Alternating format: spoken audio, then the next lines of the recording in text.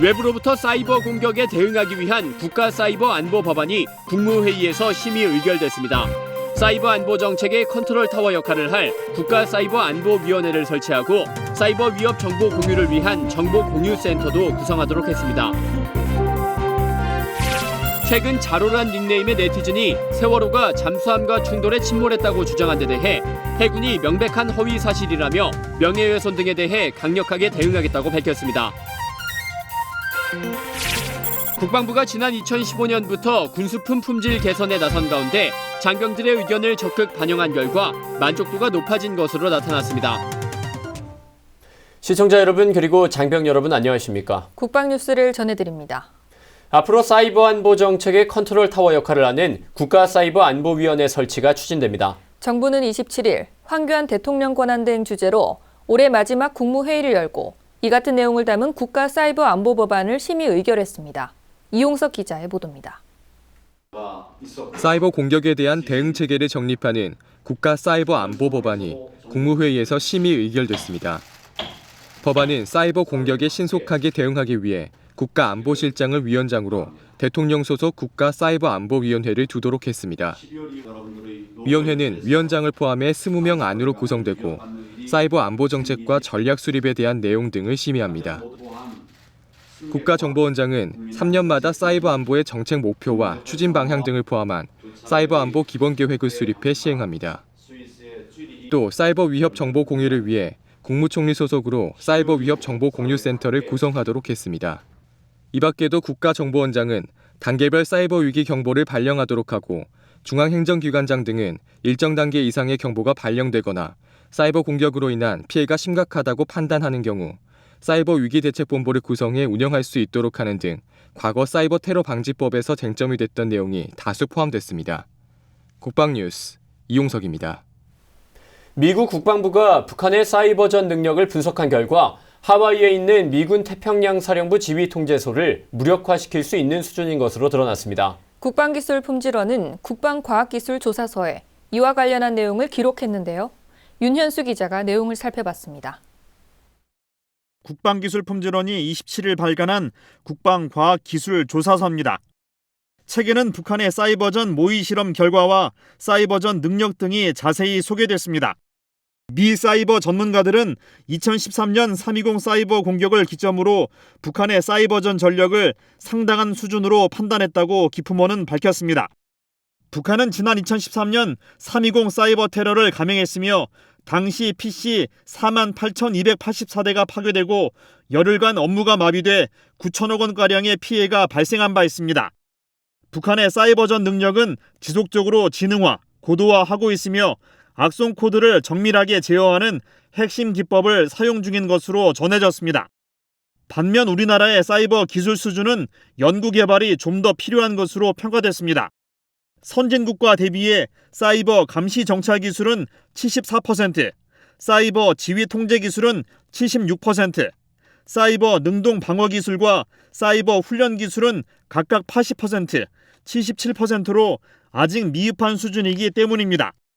기품원은 조사서에서 적은 결정적 시기를 전후해 전면적인 사이버 공격을 통해 아군의 사이버 능력을 무력화하고자 할 것이라며 북한 사이버 전력을 압도할 수 있는 역비대칭성 사이버 전력 구축이 시급한 실정이라고 강조했습니다. 국방뉴스 윤현수입니다. 최근 자로란 닉네임의 네티즌이 제기한 잠수함 충돌로 인한 세월호 침몰 주장과 관련해 해군이 전혀 사실이 아니라고 밝혔습니다. 해군은 27일 입장문을 통해 세월호 침몰 당시 맹골수로를 항해하거나 인근 해역에서 훈련을 한 잠수함은 명백히 없었다고 강조했습니다. 이어 맹골수로는 평균 수심이 약 37m로서 일반 상선과 어선의 이동이 빈번하고 조류가 빨라 수상함에 비해 속력이 느리고 기동성이 떨어지는 잠수함의 항로로 이용할 수 없는 해역이라고 설명했습니다. 아울러 맹골수로는 전체적으로 해저 굴곡이 심하고 수심 40m 미만의 해역이 많기 때문에 잠수함의 안전을 고려해 잠항 항해를 할 수 없는 해역이라고 덧붙였습니다. 또한 잠수함과 화물을 적재한 세월호가 충돌했다면 상식적으로 잠수함에 큰 손상이 발생하게 되는데 세월호 침몰 당시 맹골수로 인근에서 항해하거나 훈련한 잠수함이 없었고 잠수함 수리 소요나 부상자가 발생한 사례도 전혀 없었다고 강조했습니다. 마지막으로 잠수함 충돌 사고 은폐는 잠수함 무사고 200만 마일 달성이라는 기록과 잠수함 해외 수출과 연관이 있다고 추정하는 것은 우리 군 잠수함을 가해자로 만들고 수많은 잠수함 승조원의 명예를 명백하고 심대하게 훼손하는 것으로 묵과할 수 없으며 허위사실 유포에 대해서는 법적 대응 등 강력하게 대응할 것이라고 밝혔습니다.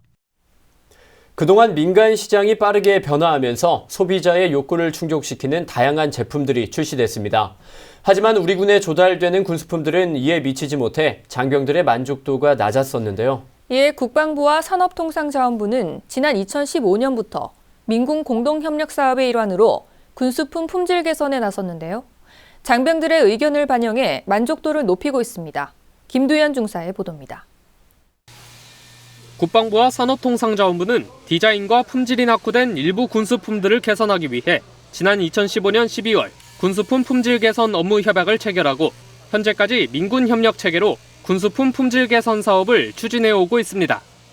산업통상자원부는 최신 트렌드에 맞는 디자인을 구상하고 국방부가 시제품 제작과 장병들의 만족도 평가를 실시해 새로운 개념의 민군 협력 사업을 추진하고 있습니다.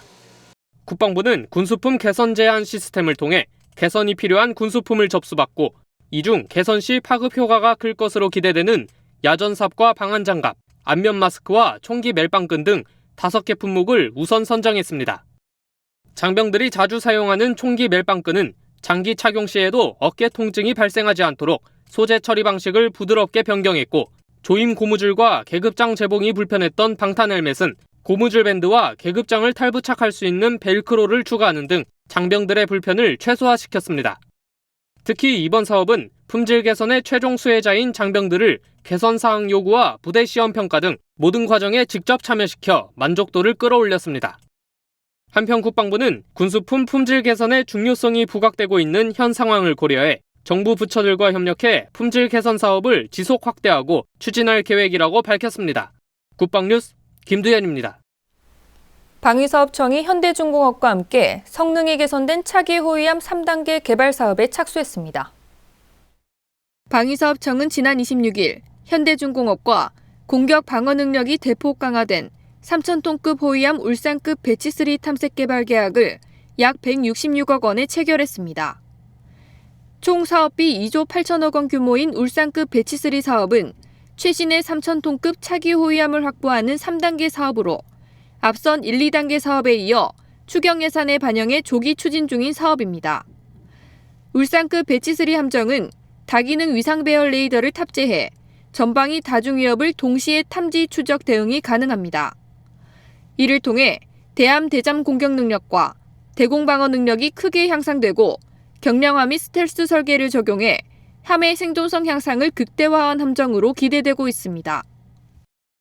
국방뉴스에서는 올 한 해 동안 국방 안보 분야에서 일어났던 일을 정리하는 시간을 마련했습니다. 오늘 그 두 번째 시간인데요. 역시 오상현 기자 나왔습니다. 네, 안녕하십니까? 네, 안녕하십니까? 네, 지난 시간에 북한의 4차 핵실험부터 그리고 국제사회의 대북 제재 소식까지 정리해봤는데요. 올 한 해 북한의 미사일 도발도 그 어느 때보다 강도 높게 진행됐죠? 그렇습니다. 이 북한은 올 한 해 동안 무려 20차례에 걸쳐서 33발의 미사일을 발사했습니다. 북한이 광명성 4호라고 주장하는 대륙간 탄도미사일을 발사한 이후 지속적으로 다양한 기종의 미사일을 발사했습니다. 유엔 안보리 결의안 2270호가 채택된 당일 3월 3일에도 북한은 강원도 원산 일대에서 동해상으로 신형 300mm 방사포 6발을 발사했는데요. 시기적인 요인과 국제사회의 대북 제재에 대한 반발적 성격이 강했다고 분석됐습니다.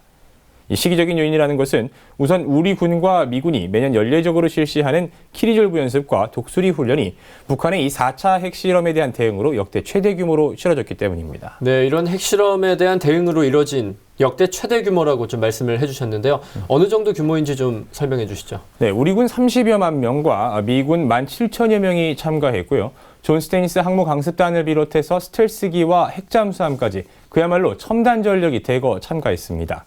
이렇게 한미 연합연습이 한창이던 3월 10일 북한은 황해북도 황주 일대에서 스커드 계열의 단거리 탄도미사일 2발을 동해상으로 발사했습니다. 이어서 18일에는 평안남도 숙천 일대에서 노동 계열 중거리 탄도미사일 2발을 역시 동해상으로 발사했는데요. 2발 중 한 발은 스커드 계열, 또 한 발은 노동 계열 미사일이었습니다. 노동 미사일을 발사한 것은 지난 2014년 3월 26일 이후 2년여 만이었습니다.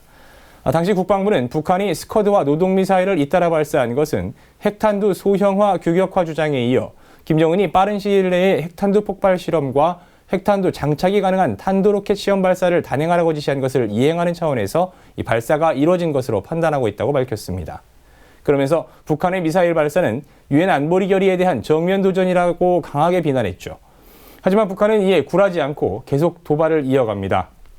3월 21일 한경남도 함흥북방 일대에서 300mm 방사포 5발을 동해상으로 발사했고 24일에는 조선중앙통신을 통해서 고체 연료 분출 실험을 했다는 보도를 했습니다. 네, 당시 저도 오 기자의 그 보도를 기억하는데요. 그렇다면 그 고체 연료 분출 시험을 했다는 건 좀 의미가 다르지 않습니까? 네, 그렇습니다. 이 고체 연료와 액체 연료의 차이를 좀 자세히 살펴볼 필요가 있습니다. 북한은 탄도미사일을 발사하기 위해서 원래는 이 액체 연료를 사용했었죠. 액체 연료를 쓴다는 것은 연료를 주입하는 데 시간이 걸리고 주입을 완료한 미사일은 수일 내에 발사를 해야 되기 때문에 제한된 장소와 시간 안에 발사를 해야 하는 한계가 있습니다. 물론 우리나라와 미국은 그 사이에 북한 미사일 발사 움직임을 포착하고 이에 또 대응할 수도 있고요. 하지만 이 고체 연료를 사용한다면 언제 어디서든 북한이 원하는 시간과 장소에서 미사일을 발사할 수 있기 때문에 의미가 있습니다. 국방부는 이 발표를 그래서 엄중하게 인식하고 대비해 나가겠다고 밝혔습니다. 국방부의 이런 엄중한 인식은 바로 행동으로 이어졌습니다. 한민구 국방부 장관은 3월 28일 서부전선 최전방 포병부대를 방문해서 사거리 80km의 천무 유도탄 운용 실태를 파악하며 대비 태세를 점검했고요. 2017년부터 21년까지의 국방 중기 계획에 북한의 핵과 미사일 위협에 대응하기 위해 킬체인과 한국형 미사일 방어체계 능력을 우선적으로 발전시키는 방안을 반영해서 발표했습니다. 북한은 이 시기에 3월 29일 강원도 원산 일대에서 단거리 발사체 1발, 4월 1일 함경남도 선덕 일대에서 신형 단거리 지대공 미사일 1발을 발사했고 4월 15일에는 동해안 지역에서 무수단 계열 중거리 탄도미사일 1발을 발사했지만 공중 폭발한 것으로 확인됐습니다. 또 4월 28일과 5월 31일, 6월 22일 새벽 이렇게 3차례에 걸쳐서 무수단 계열 중거리 탄도미사일 4발을 발사했는데 모두 실패했었습니다. 하지만 이렇게 전반기 4차례에 5발의 실패를 거듭한 후에 6월 22일 오전에 발사한 무수단 계열 미사일 발사는 400km를 비행하며 성공했습니다. 예, 마지막 언급해 주신 성공 사례 제외하고 그러니까 총 5차례 중에 단 한 발만 성공을 했다라는 건데요. 네. 무기체계에 대한 신뢰도 상당히 좀 떨어지는 거 아니겠습니까? 물론 국방부도 그렇게 판단을 했습니다. 네. 하지만 국방부는 북한이 5차례에 걸친 무수단 미사일 발사를 통해서 일정 부분 성과를 이룬 것도 있다고 봤는데요. 한민구 국방부 장관은 6월 24일 기자들과 만난 자리에서 북한이 엔진 성능과 최대 비행 능력 검증을 목표로 미사일 발사를 한 것으로 본다면서 두 부분에서 기술적으로 진전이 있었다고 평가했습니다. 즉 엔진 성능 측면에서는 엔진 하단에 그리드핀이라는 장치를 추가로 부착해서 안정성을 확보한 것으로 판단했습니다. 문제는 이 두 번째 부분인데요. 바로 발사 각도를 조정해서 멀리 날리는 것이 아니라 높이 날려서 사거리를 조종했다는 거죠. 당시 군 관계자는 기술적으로 시뮬레이션을 해보면 북한이 발표한 것과 유사하게 고도 1,400여 킬로미터까지 상승한 것으로 보인다고 밝히면서 무수단 미사일의 재원으로 볼 때 정상 각도로 쏘면 3,500km까지 갈 수 있는 것으로 보인다고 설명했습니다. 한 장관은 그러면서 북한이 2007년부터 무수단 미사일을 실전 배치했다고 판단하고 대응해온 만큼 이번 발사가 성공이냐 실패냐에 따라 일희일비할 상황은 아니며 킬체인과 한국형 미사일 방어체계 이 두 가지로 최악을 대비해야 한다고 밝히기도 했었습니다. 네. 7월과 8월 그리고 5차 핵실험이 있었던 9월 초까지도 북한이 계속 미사일 발사를 이어갔는데요. 네. 이 내용도 좀 정리해 주시죠. 네, 북한의 미사일 시험이 어느 정도 성과가 있다고 판단한 우리 군은 7월 8일 북한 미사일에 대응하기 위해서 주한미군의 사드 배치를 공식 결정한다고 발표합니다. 하지만 한 차례의 성공으로 자신감이 붙은 북한은 이후 여러 발의 탄도미사일을 발사했는데요. 먼저 7월 19일 황해북도 황주 일대에서 노동 계열과 스커드 계열 탄도미사일 3발을 동해상으로 발사합니다. 이 중 2발이 성공했고 500km를 비행했죠. 또 8월 3일에는 황해남도 은율 일대에서 노동 계열 탄도미사일 2발을 동해상으로 발사했고 이 중 한 발은 1000km를 비행하며 일본 배타적 경제수역 EEZ 안으로 떨어졌습니다. 또 9월 5일에는 황해북도 황주 일대에서 노동계열 탄도미사일 3발을 동해상으로 발사했고 역시 1000km를 비행해 일본 방공식별구역 안쪽으로 낙하했습니다. 하지만 10월 15일과 20일에 시도했던 2차례의 무수단 미사일 시험 발사는 모두 실패했습니다. 네, 이렇게 정리하신 내용을 좀 들어보니까 쉴 새 없이 미사일 발사를 감행했다는 느낌이 좀 듭니다. 네. 이제 시기상으로 보면 그 다음은 5차 핵실험이 될 텐데 5차 핵실험 전에 잠수함 발사 탄도미사일 SLBM에 대해서 좀 설명해 주시죠. 그렇습니다. 올 한 해 동안 모두 3차례에 걸쳐서 진행했던 북한의 SLBM 잠수함 발사 탄도미사일 시험 발사는 전력화를 위한 준비 단계라고 봐야겠습니다. 4월 23일과 7월 9일, 8월 24일 모두 이 함경남도 심포 동북방 해상에서 발사를 했는데요. 우선 4월 23일에 발사한 SLBM의 경우에는 수중에서 사출이 돼서 약 30km 정도 비행을 했습니다. 네. 당시 북한은 자신들의 SLBM이 수중 발사 실험을 성공했다고 밝혔는데 국방부는 이를 두고 고체 연료 추진 엔진을 쓴 것으로는 보이지만 정상적인 SLBM이라면 2000km를 비행해야 하지만 30km를 비행했기 때문에 거리가 턱없이 짧아서 실험이라고 볼 수 없다고 판단했었습니다. 그리고 7월 9일에 발사한 SLBM은 사출에는 성공했지만 공중에서 폭발하면서 역시 실패했다고 판단했죠. 하지만 8월 24일에 발사한 SLBM은 달랐습니다. 500km를 비행했고 일본 방공식별구역 안으로 떨어져서 성공한 겁니다. 수직에 가까운 각도로 발사했기 때문에 500km를 날아간 것이고 이것을 정상 각도로 발사했다면 1000km 이상, 또 연료를 완충했다면 2000km 이상 날아갈 수 있었다는 겁니다. 이 지상발사 탄도미사일에 적용했던 그리드핀이라는 장치를 역시 이 SLBM에도 적용을 했고요. 그래서 비행의 안정성을 높였고 1단과 2단을 분리하는 단분리도 적절하게 이루어졌다고 우리 군 관계자는 평가했습니다. 또 당시 SLBM은 50km 상공에서 마하 10의 속도로 하강한 것으로 전해졌는데 우리 군은 주한미군에 배치될 사드가 고도 40km에서 150km 사이에서 최고 마하 14의 속도로 비행하는 탄도미사일의 요격이 가능하다며 사드 요격 범위 안에 든다고 밝혔습니다. 네, 말씀 잘 들었습니다. 네, 이번 시간에는 북한의 미사일과 SLBM 발사 도발을 정리해봤습니다. 네, 오늘 오성현 기자 수고하셨습니다. 요즘 들어 날씨가 부쩍 추워졌습니다. 이렇게 추운 겨울, 온도의 차이는 있지만 남북한의 겨울나기에는 분명 공통점들이 있을 텐데요. 과연 어떤 공통점들이 있을까요? 이번 주 통일 현장에서 알아봅니다. 이다경 기자입니다. 한반도가 겨울왕국으로 변했습니다. 휴전섬이 북쪽은 얼마나 추울까요? 남북한의 겨울나기 모습 한번 살펴볼까요?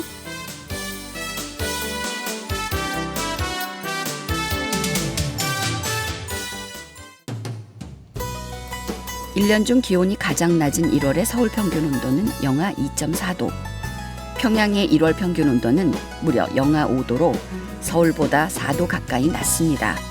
특히 백두산 백무고원의 삼지연 지역은 지난 77년 기상 관측 최저 기온인 영하 45.1도를 기록하기도 했는데요. 유라시아 대륙에 인접해 있는 북한은 시베리아 고기압의 영향을 강하게 받아 겨울이 남한보다 길고 추울 수밖에 없는데요. 온도의 차이는 있지만 길고 추운 남북한의 겨울. 그래서 남북한의 겨울나기에는 공통점이 많습니다. 먼저 가장 큰 특징은 김치입니다. 예로부터 우리 민족은 입동을 앞두고 집집마다 김장을 담았습니다. 특히 북한에서는 김장하는 기간을 김장 전투 기간이라고 부른다는데요. 북한의 반년 식량이라고 이야기할 수 있는 김치인데요. 겨울에 채소를 생산하는 비닐하우스가 없기 때문에 대부분 김장철에 절임 혹은 김치를 6개월 분량 정도 준비합니다. 오늘날 김치는 그 맛이 독특하고 저뿐 아니라 여러 가지 영양 성분도 많이 포함하고 있어 세계적인 건강식품의 하나로 인정되고 있습니다. 이런 북한의 김치 만들기는 지난해 유네스코 인류 무형문화유산으로 등재돼 한국 김장 문화와 함께 세계 문화유산에 올라 있습니다. 남북한의 겨울나기 두 번째 특징은 우리 민족 고유의 난방법인 온돌. 연탄, 석유, 가스 등 화석연료를 사용하는 남한과 달리 북한에서는 화석연료가 부족해 매년 겨울이면 땔감 전쟁을 벌이고 있다는데요. 평양을 제외한 나머지 지역에서는 오늘날까지도 나무로 난방을 하는 지역이 많다 보니 해마다 겨울철이면 나무 땔감이 장마당에서 높은 가격에 거래된다고 합니다. 이것은 북한의 이제 에너지난 때문에 전기를 제대로 생산하지 못하기 때문에 그런데요. 겨울에 섬 양말을 신고 그리고 속옷을 입고 그렇게 이제 겨울을 나야 되는 경우가 대부분입니다. 나날이 가중되고 있는 북한의 경제난과 전력난으로 이 추위에 할 수 있는 일이라곤 옷을 더 껴입는 것 말고는 없다는 것입니다. 우리 민족의 고유한 겨울나기 문화. 하지만 그마저도 누리기 어려운 북한 주민들에게 지금 절실히 필요한 것은 통일이 돼 따뜻한 방에서 함께 밥을 먹는 것이 아닐까요? 통일현장 이다경입니다. 국방부와 산업통상자원부가 추진한 군수품 품질 개선 사업으로 장병들의 만족도가 높아졌다는 소식 전해드렸습니다. 우리 군은 장병들의 병영 생활 여건을 개선해 싸우면 승리할 수 있는 토대를 마련하고 있습니다. 국방뉴스를 마칩니다. 시청해주신 여러분 고맙습니다.